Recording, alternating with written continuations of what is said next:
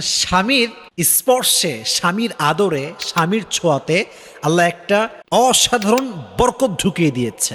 ফলে মেয়ে দেখবেন বিয়ের আগে যত সুন্দরী থাকে, বিয়ের পরে আরো বেশি সুন্দরী হয়ে যায়। কেন? স্ত্রীকে ভালোবাসার কিছু উপকারিতা আছে।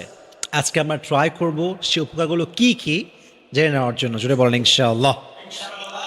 এটা আমি বলছি, এর উদ্দেশ্য এটা নয় যে আমি নারীদের পক্ষে কথা বলছি। আসলে নারীদের হকটা হচ্ছে তারা তাদের স্বামীর থেকে সবচেয়ে উত্তম ভালোবাসা ডিজার্ভ করে, ঠিক কিনা বলে? তারা এটা ডিজার্ভ করে। বাট আসলে বউকে ভালোবাসে যে আল্লাহর নিয়ামত পাওয়া যায়, আল্লাহর পক্ষ থেকে একটা ব্লেসিং আসে। Most of the husband they don't know about that.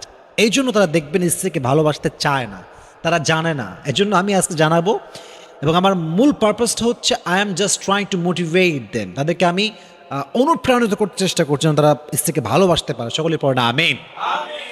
Number one benefit, যদি কেউ স্ত্রীকে মন থেকে ভালোবাসে, দিল থেকে ভালোবাসে, প্রথম যে লাভটা হবে সেটা হচ্ছে তাকে আল্লাহ তাআলা একটা মানসিক প্রশান্তি দান করবে। সুবহানাল্লাহ পড়েন। Mental peace, this is called mental peace. যে তার স্ত্রীকে ভালোবাসতে পারে, মন থেকে ভালোবাসতে পারে, আল্লাহ নিজেই তাকে রব প্রদত্ত, আল্লাহ প্রদত্ত একটা মানসিক শান্তি দান করে। সুবহানাল্লাহ। যেটা